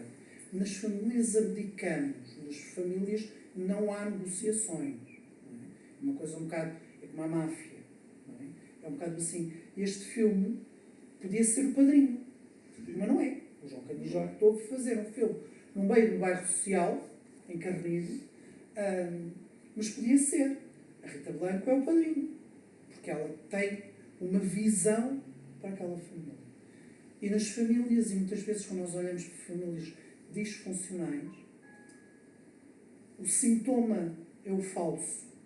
O sintoma é alguém que está na família e que parece que não está em consonância com o resto da família. Mas aquele não é o sintoma verdadeiro. O sintoma ou a verdadeira parte doente da família são as outras pessoas que estão a pôr a culpa naquela pessoa. Então são aquelas que têm que ser trabalhadas. Se calhar a parte doente desta família era a mãe, porque ela condiciona o destino, o trajeto, não sei se já viram ou não, o trajeto dos filhos, não é? Porque ela tem uma ideia de como é que as coisas têm que ser. E isso é extraordinário. Depois há uma outra coisa que é extraordinária, que acontece nas famílias, que é a ideia da mobilidade social. Todas as famílias querem que haja mobilidade social. Querem. E aqui também é assim. Ela vive num bairro social. O objetivo seria que, avançasse. Avançar, mas com... Só podíamos ir até ali. Esta ideia de que a aguinha até o joelho. Mais que isso a gente não sabe nadar. E as famílias também são assim. Elas querem que exista mobilidade e que as pessoas tenham um futuro, mas ele é condicionado. Depois há outra coisa que é a ideia do amor condicional ou não nas famílias. Era isso, que era uma questão que eu tinha para colocar, e de alguma maneira pode ser complicado ou não, e por causa deste filme e do tema, e deste amor incondicional que temos pelos nossos filhos, tem que ser sempre incondicional, apesar da dor que nos podem dar, depois aqui através de atos que possam cometer, imagina como um roubo, como um homicídio que há no filme do Canis, ou seja, como é que conseguimos continuar a amar incondicionalmente, porque no fundo tem a ver isto com o que tu dizes. Exato, mas é que eu queria te colocar esta questão. Imagina que, ou seja, não é uma desilusão que nós podemos ter relativamente à pessoa que nós amamos, ou seja, mas como é que conseguimos amar incondicionalmente, e neste caso, e a mãe é uma figura central, um filho, se ele cometer um ato que nós podemos achar horrível e hediondo. Como é que conseguimos separar esse trauma, ou um trauma, uma ferida, uma decepção, não sei. Isto é que parece uma pergunta muito psicanalítica, estás a ver? Mas lembra-me aqui, percebes, até que ponto o nosso amor é incondicional? Poderemos medi-lo, eu não acredito em amor incondicional. Eu não vejo amor incondicional. Nem aqui, nem na vida real. Se estivermos a olhar para uma família, um pai e uma mãe não amam incondicionalmente. Não amam incondicionalmente porque nós fazemos exigências aos nossos filhos. Eles têm que ser de uma determinada maneira. A partir do momento em que eu quero que tu sejas de uma determinada maneira, estou-te a colocar condições. Incondicionalmente é sem condições. Agora, eu acho que os filhos amam incondicionalmente os pais e as mães. Porque amam os pais e as mães sem lhes colocar em condições. Amam pais violentos, amam pais que batem nas mães, mães que batem nos pais, amam pais bêbados, amam mães bêbadas, amam pais ricos, amam pais pobres. As crianças têm até aos 6, 7 anos uma coisa que nós chamamos em psicologia de período de harmonização. O mundo está, naquela família profundamente disfuncional, a desconstruir-se todo. E as crianças são de tal forma inteligentes do ponto de vista emocional. Sei que o nosso sistema na escola não funciona e nós vamos continuar a ter graves problemas de violência, porque não percebemos ainda. Os tontos dos noruegueses, não sei se são burros, a não dizer inteligência emocional dos são burros. Nós é que sabemos. E as crianças têm esta competência que depois perdem pelo processo de socialização, culturação, tudo isso, que é: eu sei que este espaço não é bom, mas é melhor do que não ter absolutamente nada. 2, eu sei que este espaço não é bom, mas eu vou virar isto contra mim.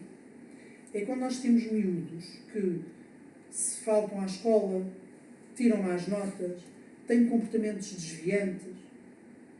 E a atenção daquele pai e daquela mãe que é discutir um com o outro, serem disfuncionais, volta-se tudo para aquele filho ou para aquela filha.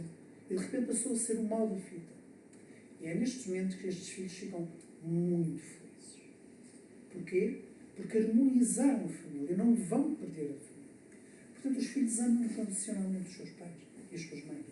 Os pais não amam incondicionalmente os filhos, porque colocam condições. Eu não a vejo neste filme. Esta mãe não ama incondicionalmente.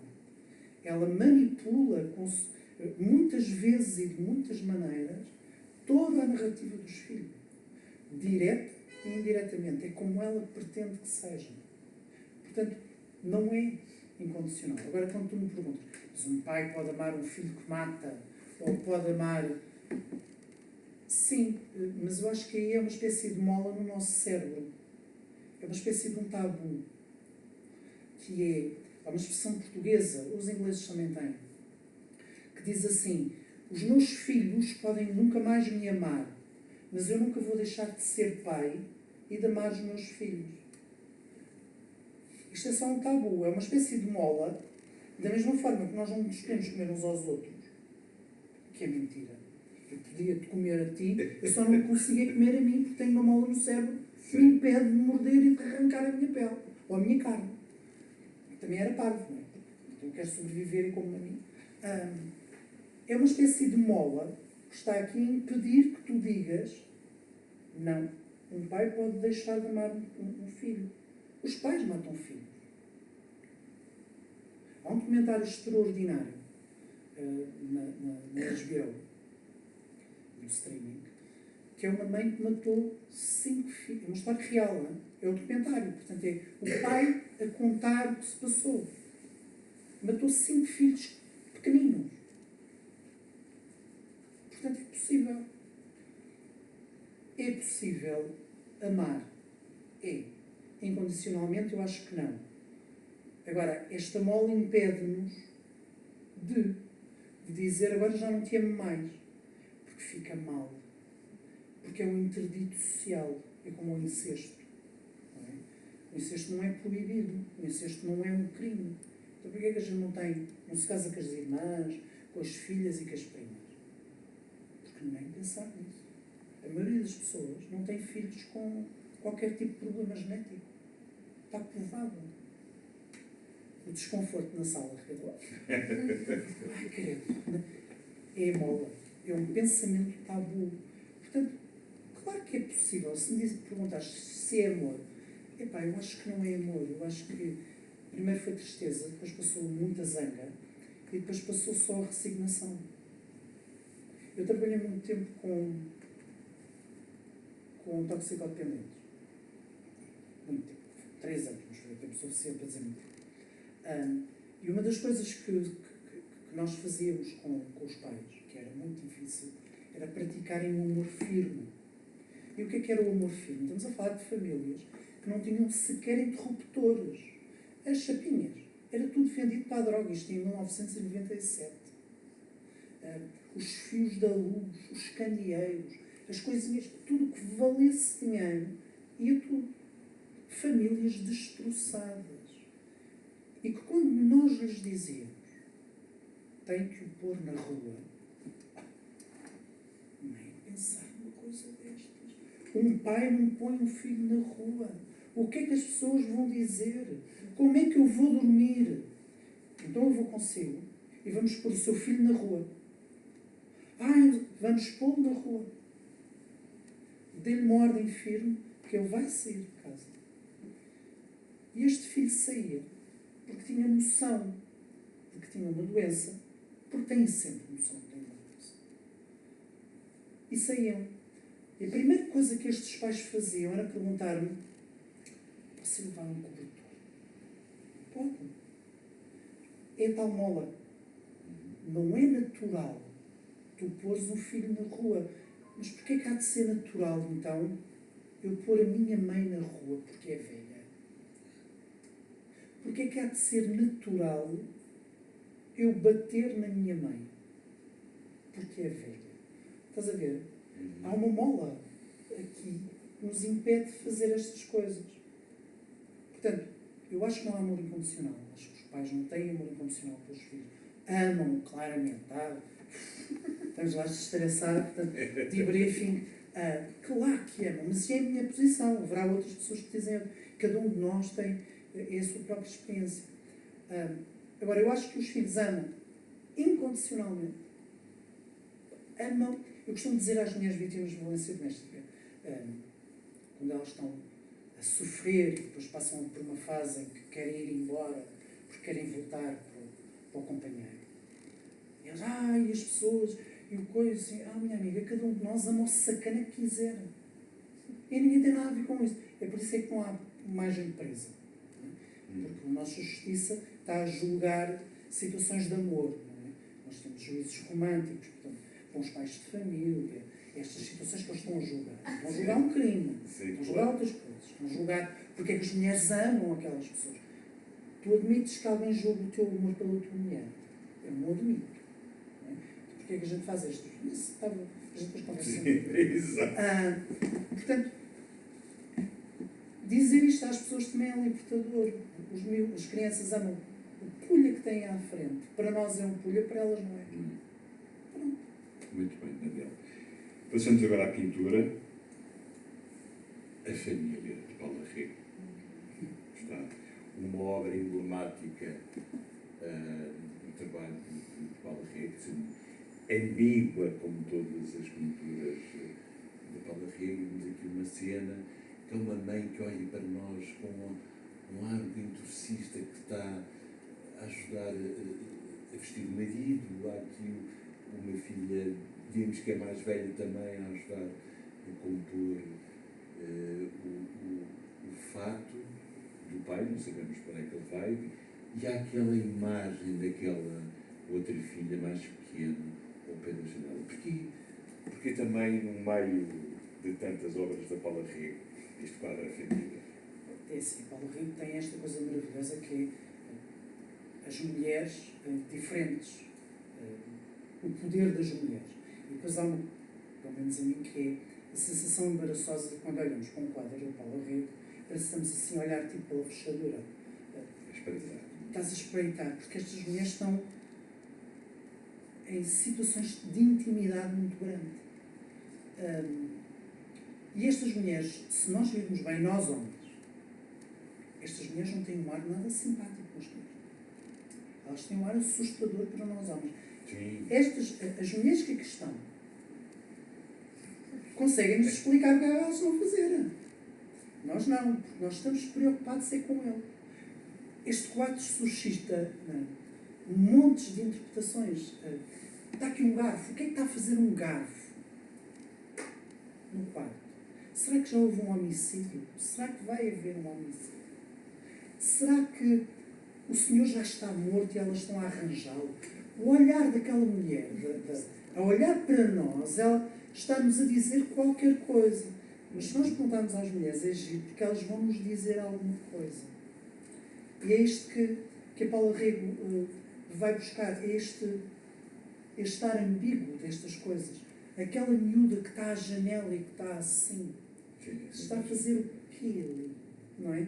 Permite-nos tantas e tantas leituras, mas que eu acho que são muitas vezes interditas a nós homens. Eu acho que isto é possível, não é? Eu acho que quando se olha para um quadro de Paulo Rego, nós homens sentimos meio desconfortáveis porque as mulheres estão ou em intimidade ou a fazer coisas muito íntimas, ou em grupo ou sozinhas. Aquela coleção da mulher na cama sozinha, portanto, e que o último é a masturbação dela, e que quando a gente olha para aquilo com muita atenção percebe, epá, ela está-se a preparar para, e aquilo é um bocado bom, confrangedor. Eu tinha isso em postais por cima da minha cama, onde eu dormi com a minha mulher. Mas depois mudámos de casa e não voltámos a pôr mais. Mas por mais nada, é só porque não fizemos, pronto, porque achámos que não ficava bem ali. Mas tem esta ambiguidade, há esta coisa de intimidade. E acho que, e o Berto estava a dizer, calma, tanta coisa de família, será que tenho que falar outra vez com o meu analista? Será que tem que ir à revisão, não? Exato, tens que ir à revisão, depois quando eu disse que e depois há ali uma santinha colocada no canto, estão a ver? E depois isto é profundamente português. É profundamente português. É de uma determinada geração, mas que todos nós, eu acho aqui, todas as pessoas aqui, nos lembramos de ver este tipo de cenário. Não é? Seja na casa da avó, tenha sido na casa da nossa mãe, tenha sido uma fotografia que nós vimos, isto é comum. Portanto, eu acho isto assim. A minha mulher vai me gozar. Acho delicioso. A minha mulher usa muito esta expressão.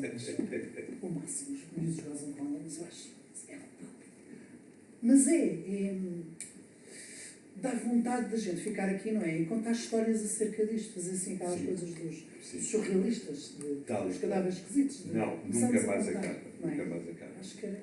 E deste quadro passamos para outra imagem também fantástica, da Graça Moraes, lá está, outra vez, uma mulher, mas é uma mulher com rugas marcada pelo tempo, uma mulher numa couve, não é? E que se nota que a vida dela foi difícil, há um olho relativamente mais chato que o outro, porque também esta tua escolha, no meio de tantas obras da Graça Moraes, desta mulher numa couve. A Graça Moraes tem muito este traço, que é o traço das mulheres de Trás-os-Montes, com esta rudeza. A minha mãe é de Trás-os-Montes. Não é esta mulher, mas eu conhecia a minha avó, mas a minha avó seria uma mulher assim. A minha avó, do lado do meu pai, a mãe do meu pai, eu só conhecia muito bem, Ribatejo, mas era esta. Eu acho que isto são as mulheres. São as mulheres todas do nosso país. As mais antigas e as mais novas e as que ainda estão por vir. Que é o rosto marcado, seja o rosto marcado pelo trabalho, que é 4 vezes mais difícil para as mulheres do que para os homens. O rosto marcado pela incerteza e pela dúvida. O rosto marcado pelo cuidado. Pelo cuidado que não sabem se vão receber, mas que vão ter que dar de certeza absoluta, porque é esperado. O olhar de... Eu acho que não é de tristeza, é um olhar de resignação. É assim. Eu acho que estas são as mulheres portuguesas. São as rugas da minha sogra, são as rugas da minha mãe, são as rugas que a minha mulher há de ter. Isto são as mulheres. Não é? Nós vivemos tempos em que queremos todos e todas escondidas. Temos que estar bem, seja de que forma for. Nada contra. Acho que as pessoas têm que estar bem como quiserem, com rugas, como é. Mas não devemos esconder a nossa verdade. E esta eu acho que é uma das verdades. Isto é muito português só. Isto não faria sentido estar a falar disto em Espanha. Não. Ou estar a falar disto em Londres. Não haveria uma imagem. Aqui sim, porque qualquer um de nós, ou uma de nós aqui nesta sala, se reconhece aqui. Todos temos uma pessoa com uma mulher. Assim. Nas nossas memórias, nas nossas imagens, nas nossas vidas, no momento presente, há uma mulher destas. As mulheres que aqui estão e as outras todas olham para o espelho e veem esta mulher a surgir aqui. Não é? Para nós homens isto é peanuts. É fácil de lidar. Não é? Cai-nos o cabelo, a gente corta. Ficamos mais não sei o quê, deixamos crescer a barba. As mulheres não. Há uma obrigação. Por isso é que também trago tantas mulheres. Eu trabalho muito com mulheres. Sejam colegas, sejam as pessoas com quem trabalho. A quem dedico o meu trabalho. São mulheres. São heroínas tremendas. Não é só pelo facto de terem sobrevivido a violências e terem sido... Não, porque foram capazes de começar de menos novo. Eu e tu, se calhar, ou os homens que aqui estamos, não éramos capazes. Em 6, 7, 8 meses. Porque é muito complicado. Porque aquilo que se pede a uma mulher é muito mais, é muito diferente do que se pede a um homem. Seja hoje, há 20, há 30 ou 40 anos atrás. O que se pede hoje a uma mulher é muito. E pedem-se as mesmas coisas há 40, 50, 30, 20, 10 anos, 8. As mesmas coisas. As obrigações são as mesmas. Portanto, acho que é uma espécie de luz. Uma imagem perfeita. Antes de chegarmos à penúltima imagem, que é, agora que vou pedir à Anita de pôr, que é do Dicker. Isto é do Picasso, é de um grande mural que está na sede da Unesco em Paris, a maior obra de Picasso. E sabem perfeitamente a história do Icar, que o seu pai fez para ele e para o seu filho, para fugirem, mas ele avisou o filho: atenção, não voes demasiado baixo, porque a umidade pode fazer mal às asas, nem voes demasiado alto, porque o calor também pode fazer mal às asas. E o que é que o Icar fez? Louco de alegria e vida. Subiu tão alto, não é? Que as asas derreteram e ele viu o mundo. Porque esta imagem do Icar, por causa desta noção de tentarmos ter o equilíbrio, de encontrar o equilíbrio em alguma coisa. Eu acho que sim, no meu caso, porque eu acho que todos guardamos dentro de nós um Ícaro. E que assumir o nosso Ícaro é importantíssimo.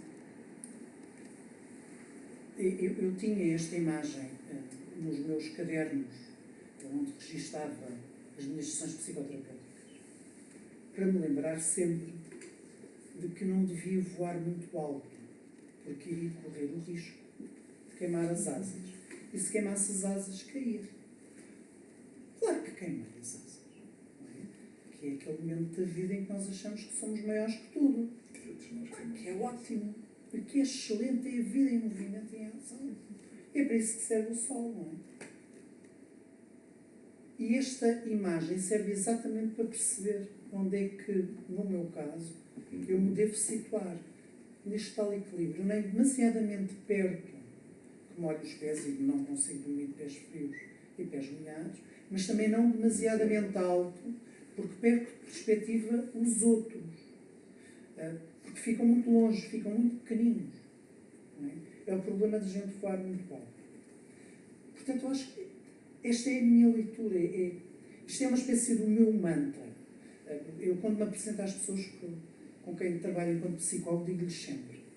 Depois que converso toda, não sei o quê. Olha, atenção, porque eu não me levo nada a sério. Já me levei, eu agora não me levo nada a sério. Há ali um momento que trocar de psicólogo. Isto deve ser horrível, sério. Eu digo, olha, porque tem a ver exatamente com a perspectiva. O poder estar mais perto de si é eu não me levar a sério. Eu ter a possibilidade de me poder descentrar de mim e centrar-me em si. E isto lembra-me isso, que é não vou demasiado alto. Porque o estar também demasiado alto, que é importante na vida, é bom a gente ser vaidoso. É bom nós termos momentos de presunção e água benta, como dizia a mãe, ou como dizem. É bom. Mas é importante nós termos noção deles.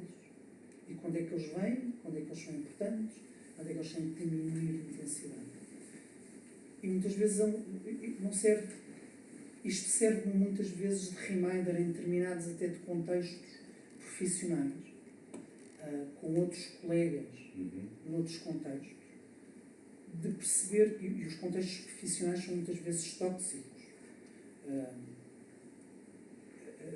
As pessoas não é não terem valores, claro que têm valores, mas muitas vezes a coisa é tão individualista que é um por um e um por um. Não há um todos por um nem um por todos.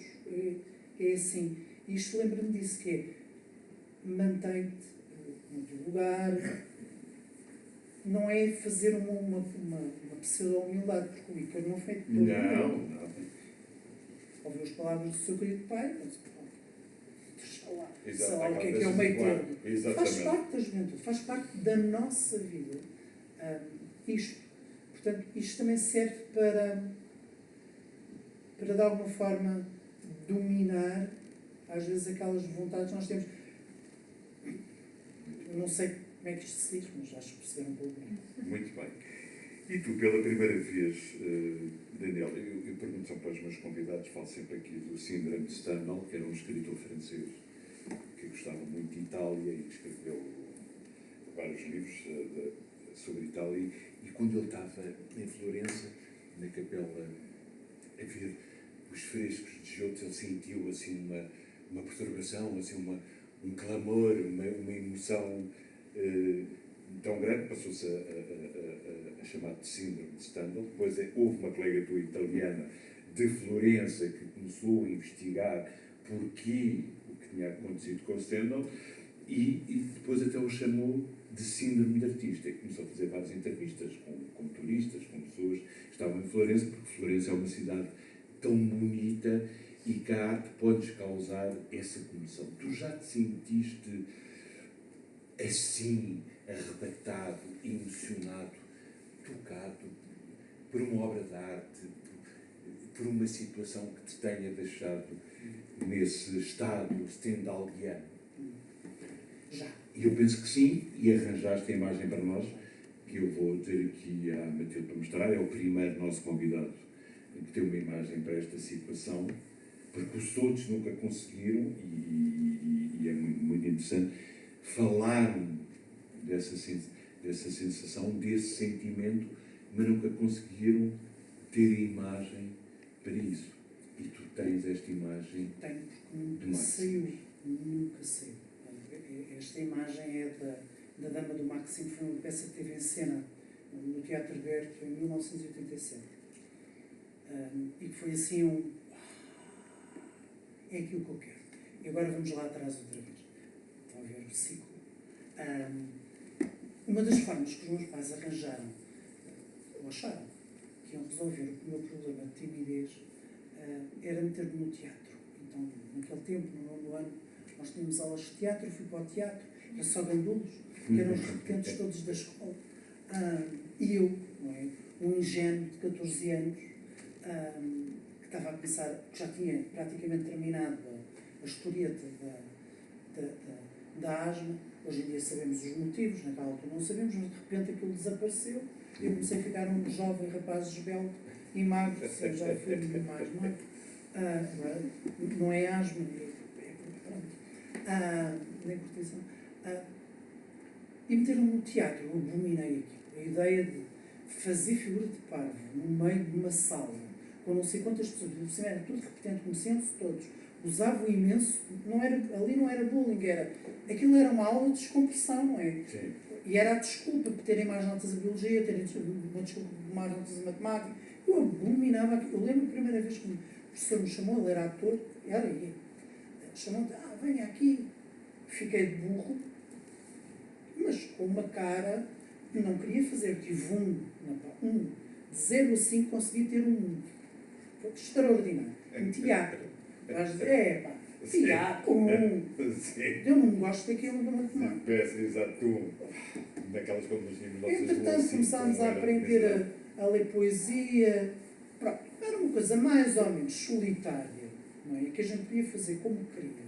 Portanto, eu podia ler poesia de costas, não tinha que estar a encarar ninguém de frente, podia fazer a minha voz de burro, que era. E eles, muito bom. Muito bom. Cheguei ao final do ano, para resumir, cheguei ao final do ano e tinha 5 mais na pauta e tinha lá uma indicação para os meus pais irem à escola falar com o professor. Eu adorei teatro. Aquilo era uma loucura, porque era uma ótima desculpa para ter mais notas a biologia. A matemática, a física, o meu filho não ouça, que está a ver. Exato, ele está proibido. E aquilo era ótimo, e aquela disciplina batia todos os pontos. Na altura, eu falo com os meus pais, o meu pai é assim um bocadinho mais reticente, mas gostava que eu fosse com ele para o Teatro Universitário de Lisboa, para o TUL, na altura, portanto era tudo malta da universidade, eu era o único, só para mim eu não estou.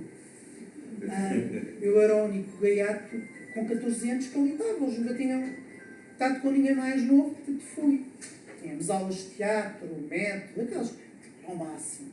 E na altura fomos conversar com o Teatro Aberto, porque este meu professor também fazia parte do elenco, com o João Lourenço, com a Irene Cruz, que era a figura principal, sobre a construção desta peça. Portanto, e vimos alguns ensaios e a coisa era as entradas e as saídas, porque não havia cenário, não havia nada, não havia luzes, não é? Foi uma coisa assim, de um lado para o outro. E fomos convidados para ir ver um espetáculo. Eu estava naquela fase, já com 15, 16 anos, apesar de estar em humanidades, que não sabia muito bem o que é que queria fazer. Gostava de jornalismo, mas toda a gente estava naquela área, gostava de jornalismo, portanto tinha que ser. Relações internacionais era muito agir, mas o meu pai não era embaixador, portanto tinha 0 bola de ter emprego no fim. Não era bem como hoje, que as pessoas já entram no 10º ano, já sabem o que é que vão estar a fazer daí a 10 anos. Naquele tempo a coisa não era assim, ainda tínhamos aqui alguma liberdade. Só sabia que não queria direito, tive que fazer as provas e chumbei de propósito para o meu pai queria. Isto eu já posso dizer, porque eu contei-lhe, não há muito tempo, mas ele já sabe. E tinha a dúvida porque eu queria ir para teatro. Mas naquele tempo, teatro, estas coisas eram assim. Eu fui ver esta peça e aquilo foi um momento de decisão. Foi uma coisa quase... Isto é difícil dizer porque eu estou a sentir agora. As cores havia muitos encarnados. Era o som da música, porque aquilo era tipo cabaré. Eram as mudanças contínuas de cenário. Era o bar, era o cabaré, o Marco de Cima, era a sala da Condessa, era o jardim, e aquilo mudava e mudava, e era tanta gente no palco. Eu disse, é isto. Eu lembro-me que chorei na altura, porque aquilo foi, hoje diríamos, impactante. Foi pá! E pronto, eu fiz teatro, paralelamente a fazer o curso, até terminar o curso. Fiz teatro, fiz algumas coisas no cinema, não está no YouTube, não. Umas coisitas na televisão aqui ou ali. E tinha sido isto, mas depois a psicologia estava pelo caminho e chegamos àquela altura, temos de decidir eu decidi, obviamente, porque depois percebi que na psicologia podemos usar as ferramentas que aprendemos no teatro, a forma como e outras coisas que se aprendem, falar com pessoas, ou estar com pessoas. Portanto, este foi o momento do sofrimento. Há outros, não é? Aos mais puros de todos, que foi ver os meus filhos nascer. Não é? Pronto. Tive a sorte de ver os dois. Um nasceu, fez ontem 15 anos. A sorte de ver os dois, quase sempre corrido da sala de partos, porque queria os ver a sair. O mais novo vi mesmo, consegui perceber que já vinha aos gritos. A outra foi puxada para fora e ficou ali ainda presa. Portanto, são imagens também históricas. Mas se me pedem um momento, uma imagem, é esta. Que ainda hoje me lembro, porque eu acho que liga e fecha o ciclo daquelas coisas todas. E relativamente, nós temos ainda sempre aqui nas nossas conversas duas coisas. Um objeto que pedimos para trazer, tu trouxeste aquele penso que é um porta-chaves com um zinho muito pequenino, não sei se é um dálmata. Queres-me falar um pouco daquele objeto antes de passarmos ao poema Claro que tu que escolheste para eu eu ler? deve ter para aí uns 12, 13, 14 anos. Aquilo foi-me dado por um colega que já não trabalha comigo. E é um cão de loiça. Porque eu acho que é um bocadinho, como dizia a Susana Sontag, acerca dos objetos quites, porque os cães de loiça são objetos quites, que é a possibilidade do feio poder ser belo. Das coisas mais sem jeito, não é? Poderem ser bonitas, eu acho aquilo bonito. Primeiro porque representa quem deu e me terem oferecido foi numa situação da minha vida com aquela pessoa em que tornou possível a reparação de uma relação que não estava bem. Portanto, representa isto. E representa a possibilidade de que tudo pode ser belo. Mesmo aquilo que a maioria das pessoas nos diz, não é assim tão bonito. Olha, está sempre na minha secretária. No meu trabalho está pendurado, saiu para vir aqui. O Bobby saiu para vir aqui, mas está sempre pendurado religiosamente no lápis, na minha secretária. Sempre. Portanto, já mudei de sala 2 vezes, já mexeram as coisas para aqui, para a frente. Está lá sempre. O cãozinho de loiça está lá sempre. Muito bem. E agora, Eugênio de Andrade. Sim. Escolheste aqui um poema de Eugênio de Andrade para eu ler. Nós terminamos sempre a nossa sessão com a leitura de um texto ou de um poema. Porquê Eugênio de Andrade, antes de eu ler? Eu gosto muito de poesia. Eu acho que já se percebeu. Gosto muito de palavras. Não gosto de perceber qual é o sentido das palavras juntas. É um bocado de estudo. Quem gosta de poesia gosta de... Não gosto de... Isso tira a magia das palavras. Ou eu gosto do sentimento ou da emoção que as palavras juntas nos podem dar. Só isso. Muito bem. Vou ler então para ti, Daniel, e para vocês, o poema Urgentemente. É urgente o amor. É urgente um barco no mar. É urgente destruir certas palavras. Ódio, solidão e crueldade. Alguns lamentos. Muitas espadas. É urgente inventar alegria. Multiplicar os beijos. As searas. É urgente descobrir rosas e rios e manhãs claras. Cai o silêncio nos ombros e a luz impura até doer. É urgente o amor. É urgente permanecer. Daniel, muito obrigado, meu querido, pela conversa extraordinária. Muito obrigado pela vossa presença, por estarem aqui nesta tarde chuvosa a ouvir o Daniel, uma conversa tão rica.